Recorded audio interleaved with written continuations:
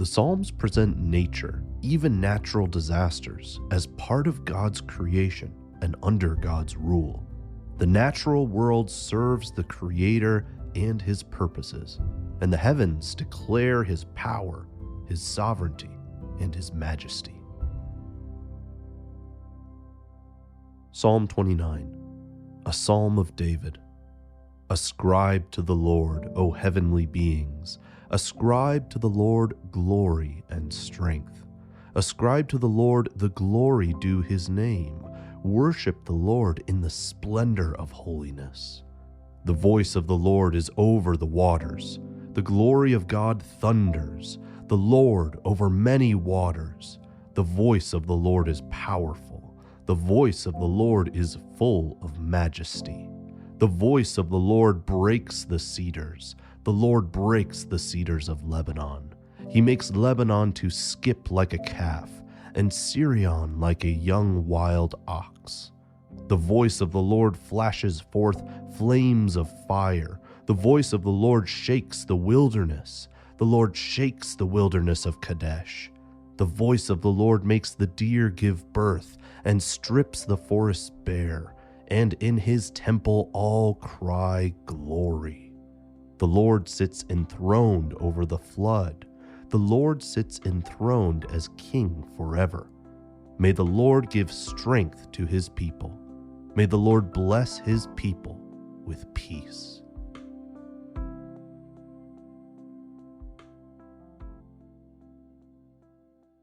Psalm 29 is a forceful song of praise, and yet it's also beautifully balanced. There's an opening call to worship that takes place in heaven, and it ends with a blessing and announcement of God's rule and reign over heaven and earth. In the middle verses, we follow a storm that sweeps through earth with the power of God's voice. There's movement of space and focus, but there's also heightened repetitions. Throughout these 11 verses, the Lord, the covenantal name of Yahweh, appears 18 times. Other words repeat like ascribe, glory, waters, voice, breaks, and shakes. Other poems in the Hebrew Bible have this kind of building momentum, like the Song of the Sea in the Exodus story, or the Song of Deborah in Judges 5. It could all be very monotonous were it not for the evocative imagery and what one scholar calls primitive vigor. The first verses set the scene in heaven. Ascribe to the Lord, O heavenly beings. Ascribe to the Lord glory and strength. Ascribe to the Lord the glory due His name. Worship the Lord in the splendor of holiness. The word ascribe isn't very common today. It means to attribute, to regard, to associate.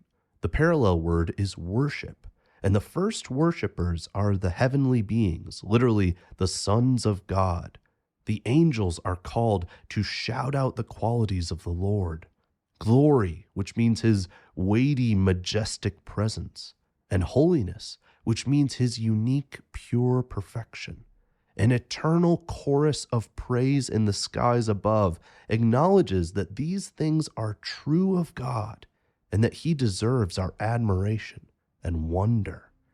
This is the glory that is due to His name, that He revealed to His people, the name of Yahweh that is holy, holy, holy.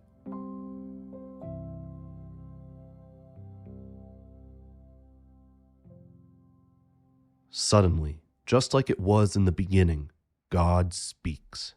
In verses 3 to 9, the voice of the Lord appears 7 times, the biblical number of perfection.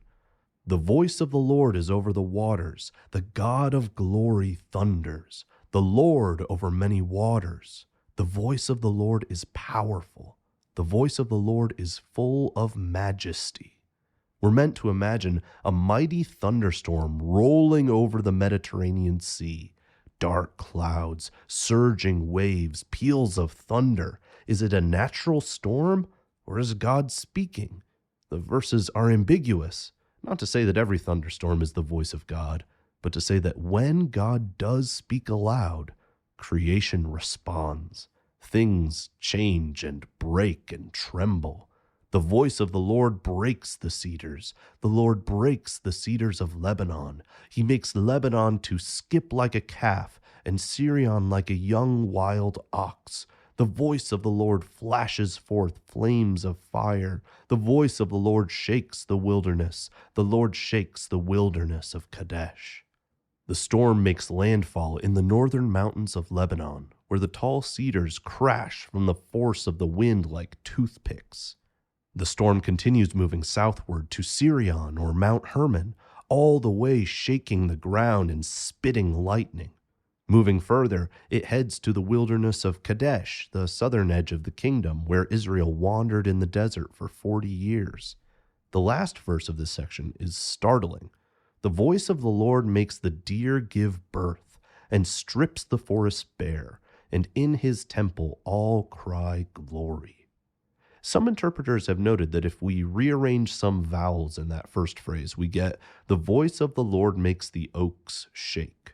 Well, that makes more sense in context, but there's no evidence to support it. So what we have is a zoomed-in perspective from the vast storm to a mother deer giving birth in the rain.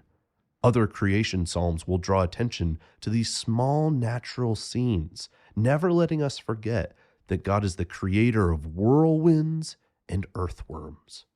But what is the human response to the Lord's thunderous voice?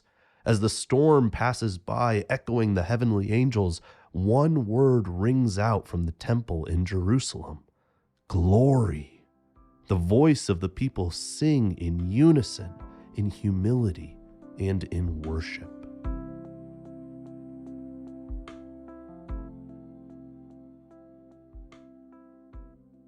As the rain pounds the roof of the temple, and God's people sing out to the Lord the glory due to his name, the psalm ends with a closing scene of calm and trust.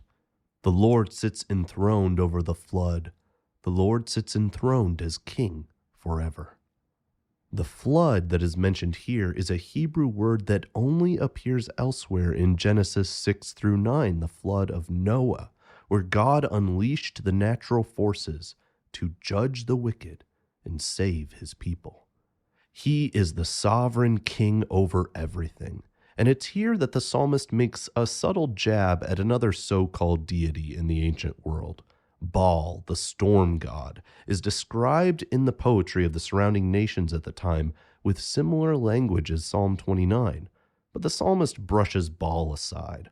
Nothing compares to the Lord, whose flood covered the whole earth, who held back the waters so that his people could cross from slavery to freedom, who is strong and uses his strength to save. This is where the psalm ends. May the Lord give strength to his people. May the Lord bless his people with peace.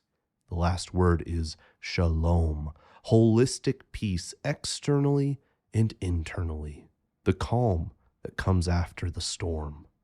We've moved from heaven to earth to the union of heaven and earth, as the Lord blesses his people while they sing united, glory. I love this summary from the German theologian Franz Delitzsch. Quote, "This closing word with peace is like a rainbow arch over the psalm. The beginning of the psalm shows us heaven open, while its close shows us his victorious people upon earth, blessed with peace in the midst of the terrible utterance of his wrath. Gloria in excelsis is the beginning, and in terra pax the close." End quote. Glory to God in the highest, and on earth peace among those with whom he is pleased.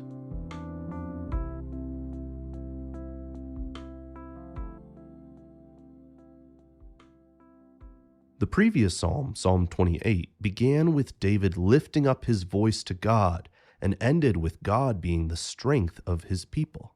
Here as well, both heaven and earth lift up their voices to the Lord, who responds with his own voice as he gives strength, blessing, and peace. Sometimes God proclaims his majesty and power through nature, while at other times he speaks directly with his people. But the preeminent voice of the Lord came through the Word made flesh, the man Jesus Christ, who came not with a storm over the temple, but with a quiet night in a dirty stable in Bethlehem.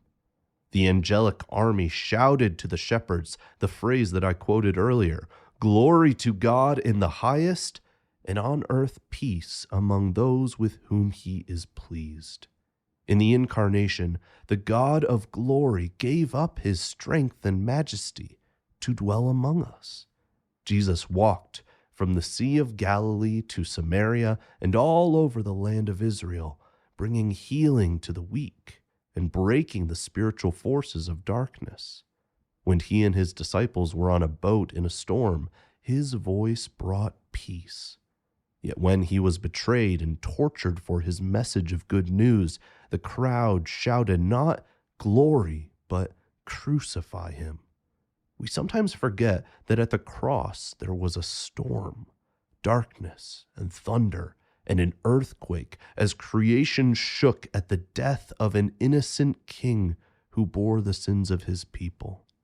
Yet God raised him up, and now Jesus sits enthroned over the flood, over all creation, over all people. In him we can find strength when we are weak. In him we can find blessing when we are lost. In him we can find peace in the midst of the storm.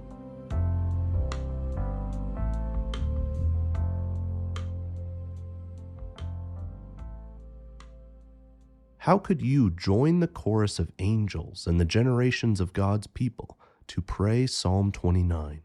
Here are some suggestions. When you meditate on the name of the Lord, Yahweh, I am who I am. When you are awestruck by God's majesty and strength and purity. When you are on an ocean or a lake and you want to praise the Creator who made this world. When you feel weak and you cry out to God to use his strength to save you. When you see a tree fall down like the cedars of Lebanon.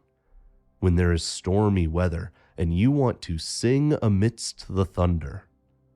When you long to hear the voice of the Lord through his word and his spirit. When it floods near you and you need to rely on the Lord's sovereign control over the water and the wind. When you ask God to care for all his creatures, from the baby deer to humans made in his image. When you are singing in unison with your local church congregation. When you need to remind yourself that God is the King of Kings over all things. When you need peace, shalom, rest amidst the chaos.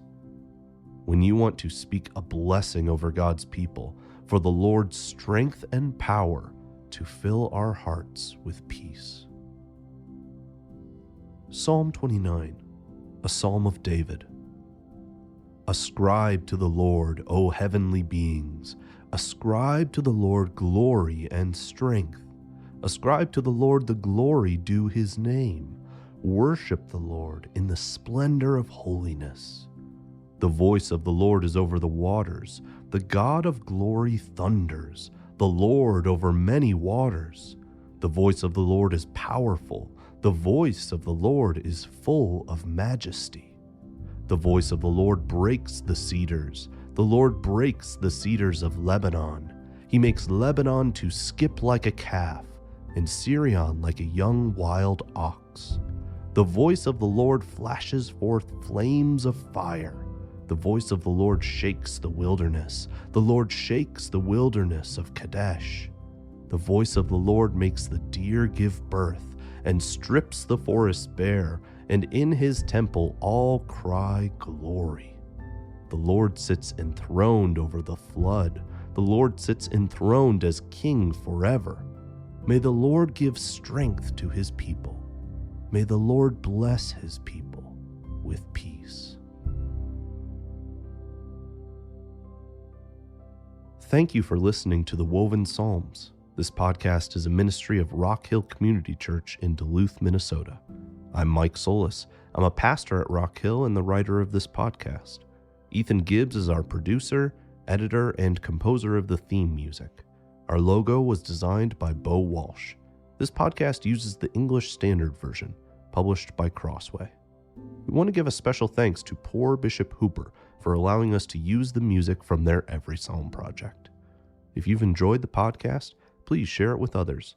You can learn more about our work at wovenpsalms.com.